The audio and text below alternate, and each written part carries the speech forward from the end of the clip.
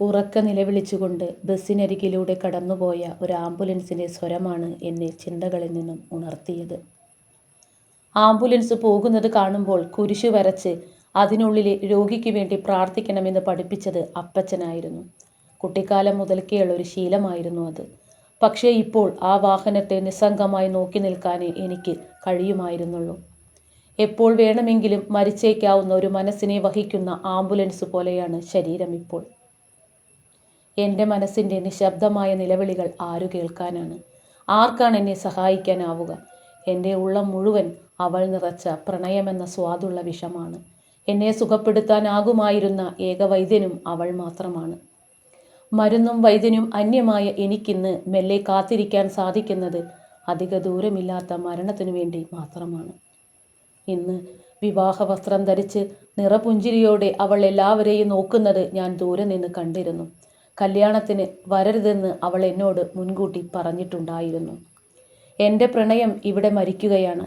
കാരണം ഇതിന് സമൂഹം നൽകിയ പേര് പ്രകൃതി വിരുദ്ധമെന്നാണ്. ദൈവത്തിൻ്റെ ചാരന്മാർ എന്ന സൂപ്പർ ഹിറ്റ് പുസ്തകത്തിനു ശേഷം ജോസഫ് അന്നംകുട്ടി ജോസ് എഴുതിയ ഏറ്റവും പുതിയ പുസ്തകം സ്നേഹം, കാമം, ഭ്രാന്ത്. 15 ചെറുകഥകളുടെ സമാഹാരമാണ് ഈ പുസ്തകം. തൻ്റെ മുൻകാല അനുഭവക്കുറിപ്പുകളിൽ നിന്നും വ്യത്യസ്തമായി ഭാവനയും യാഥാർത്ഥ്യവും കൂട്ടിക്കലർത്തിയാണ് ജോസഫ് അന്നംകുട്ടി ഈ കഥകൾ അവതരിപ്പിക്കുന്നത്. ഹലോ കൂട്ടുകാരെ, ഏവർക്കും മല്ലു നോവൽ കഫയിലേക്ക് സ്വാഗതം. പേര് സൂചിപ്പിക്കുന്നത് പോലെ തന്നെ മനുഷ്യബന്ധങ്ങളിലെ സ്നേഹം, കാമം, ഭ്രാന്ത് എന്നീ 3 അവസ്ഥകളെയാണ് ഓരോ കഥകളും ചർച്ച ചെയ്യുന്നത്. മനുഷ്യൻ്റെ ഉള്ളിലെ പച്ചയായ വികാരങ്ങളെ വളരെ ലളിതവും മനോഹരവുമായി എഴുത്തുകാരൻ ഇതിൽ ചിത്രീകരിച്ചിരിക്കുന്നു. മണം, ശരീരത്തിൻ്റെ ശരികൾ, സഹല, സീക്രട്ട് ഗെയിം, ആഘോഷം തുടങ്ങിയ കഥകൾ വായനക്കാരുടെ മനസ്സിൽ വലിയ സ്വാധീനം ചെലുത്തുന്നവയാണ്. ഇതിലെ കഥാപാത്രങ്ങൾ നമുക്ക് അപരിചിതരല്ല. നമ്മുടെ വീട്ടിലോ അയൽപ്പക്കത്തോ അല്ലെങ്കിൽ നമ്മളിൽ തന്നെയോ ഈ കഥാപാത്രങ്ങളെ ഓരോന്നിനെയും നമുക്ക് കാണാൻ സാധിക്കും. ചില കഥാപാത്രങ്ങളെ നമ്മൾ നെഞ്ചോട് ചേർക്കും.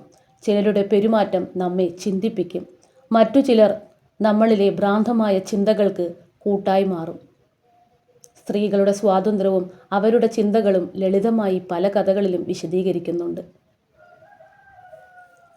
വളരെ എളുപ്പത്തിൽ വായിച്ചു തീർക്കാൻ കഴിയുന്ന ലളിതമായൊരു ശൈലിയാണ് അദ്ദേഹം ഇതിൽ പിന്തുടർന്നിരിക്കുന്നത്.